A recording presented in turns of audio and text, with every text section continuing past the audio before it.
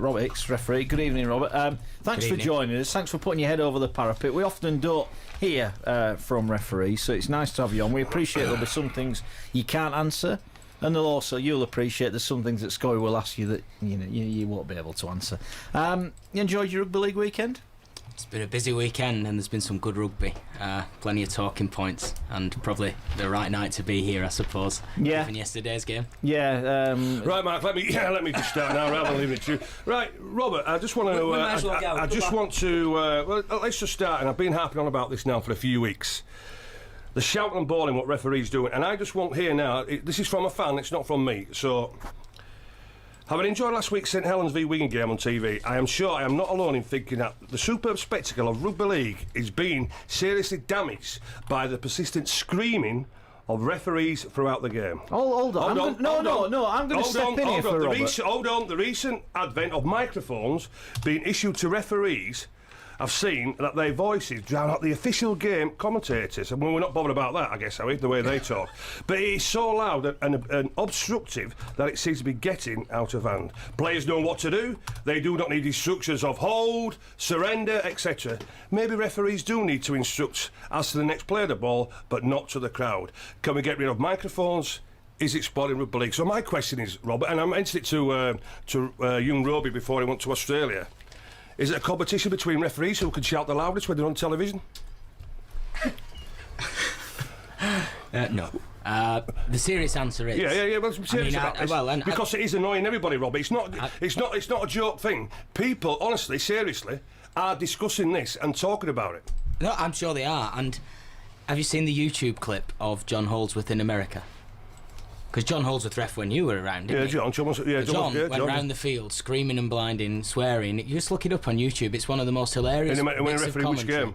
Oh, I can't remember. It was Wigan Warrington. It might have been Wigan Warrington. Right, okay. So referees have always screamed and shouted. Well, I can't remember in my day. I can remember John refereeing me, Colin Morris, Robin Whitfield, David Campbell. They didn't. Anyway, but no. But I think what I'm saying is, I don't think players hear it as much as you hear it when you're sat at home, and I think it's down to them having a radio mic on a referee so that the commentators can hear what the referee's saying, so that they can inform their commentary and their summarisers. In defence to you, but for me, I'm quite happy for him to turn the mic down, and it's even worse in France. The mic in France does drown out the commentators because they turn the mic up extraordinarily loud, and to say it's on French telly and most refs are speaking English, I don't quite understand why. Yeah, I think that's a TV thing you're moaning at there. It's not Robert's fault. How loud the commentary. Well, whatever it is, right? Whatever it is, it's a serious point, because when I'm walking down the street or games or whatever, I'm getting asked this by people, and not just Leeds people, but genuine Rugby League people, and quite clearly they're getting turned off by this annoying thing. What's happening? It is, and also, and again, another question, Robert, I get asked, and I know now, we all know John Sharp's in there now coaching. Why are referees trying to coach Rugby League players on how to play Rugby League? I don't try and coach players how to play. I try and tell them what the rules are, and hold on. Again, players know the rules. If they don't abide by them rules, blow the whistle. Don't tell them. Hold, wait, stand square.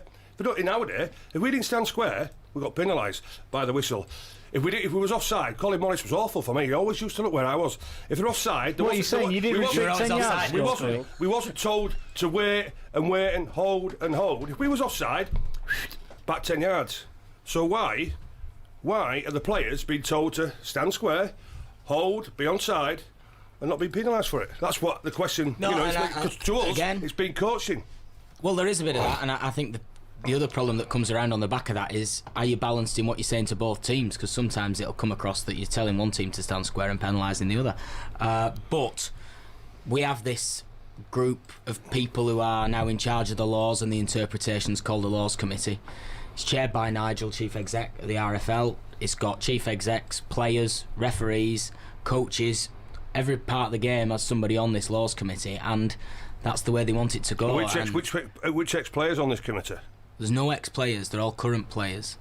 And who's the current players on it then? John Wilkin.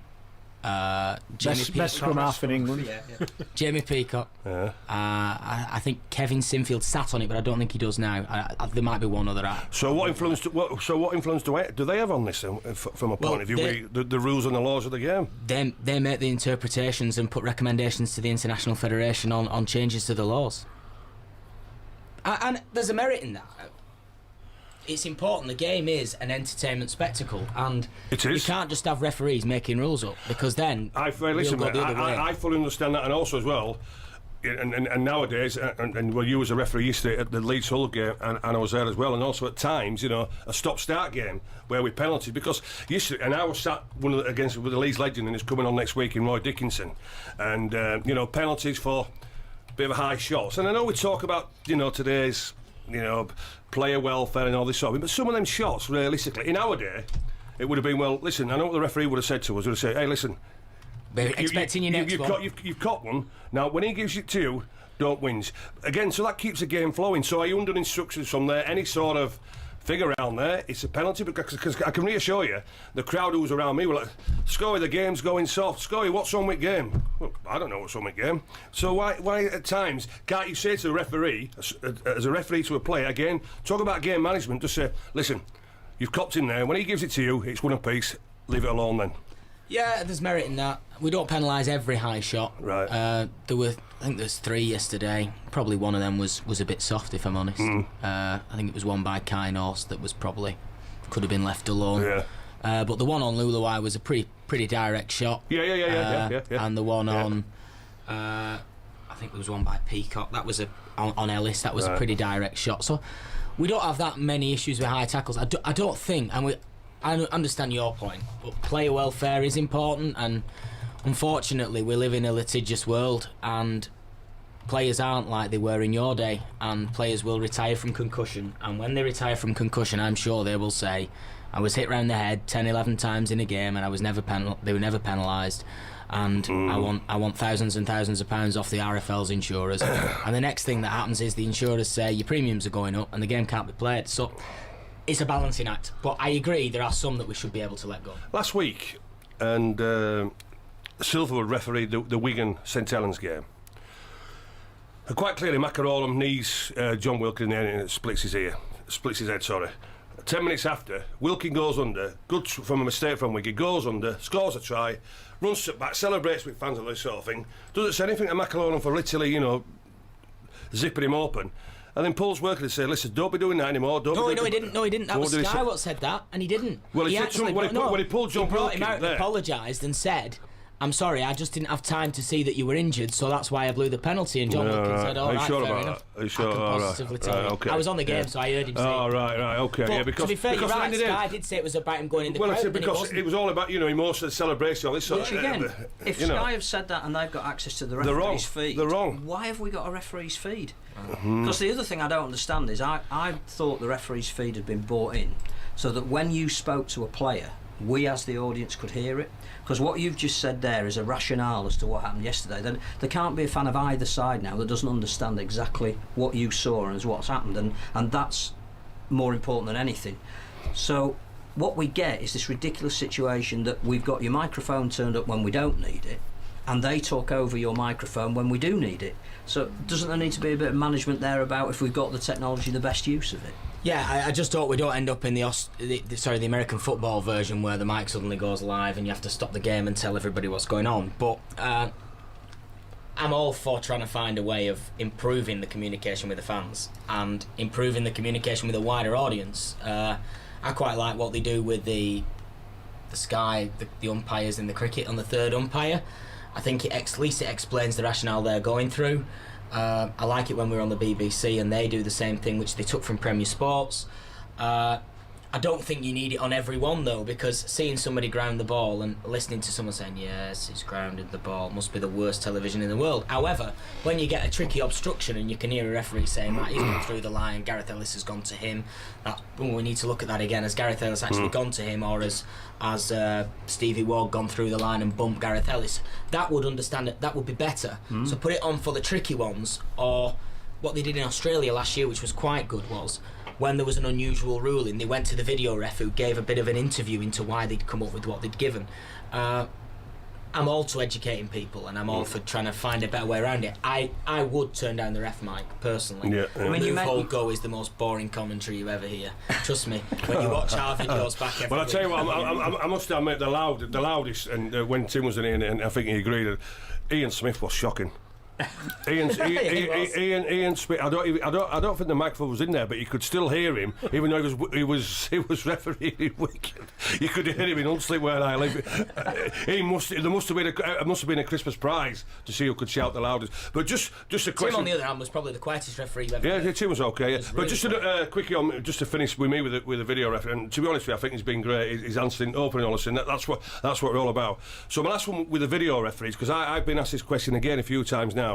In-goal touch judges, would you rather have the in-goal touches than the video ref? And then also as well now, again, when you've seen a try, instead of having the crystals to give the try, why are we always going like this?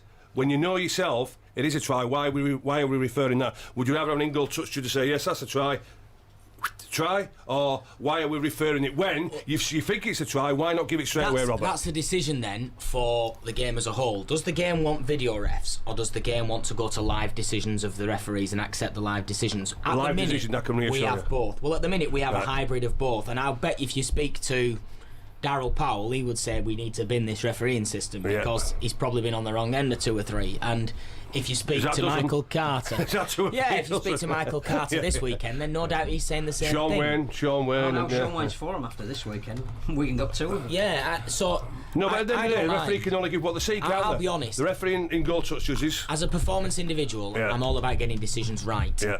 But I'm also conscious, because I have a slightly different job at the RFL as well, that we're an entertainment spectacle and we don't want to go away from that entertainment. And when you go the video referee 9 times in a game, it starts the game even more than penalties, because you've got a minute going to the video referee. But the live decision has reduced down the number of referrals this year. We're under 2.5 referrals a game, so we're not sending as much up. Last year we were at 3.5, so we're 1 down per game. There are some weak referrals, and I've seen a couple this year, but there's not as many. But for me, I would keep the video referee and I would keep the live referral as long as we don't have video referees at every game. Because then at least what you've got to remember is CAS, and I'll use the example of the CAS offside no try in Catalan. That went up live referral no try, didn't it, offside, and came back no try because they couldn't prove it. You got to remember is if that had been on Sunday at Castleford with no video referee, the live decision was try, so been no try, so it's in the same result. So at least with the live referral bit, you are taking a bit back to what would happen on a Sunday with no Sky cameras there.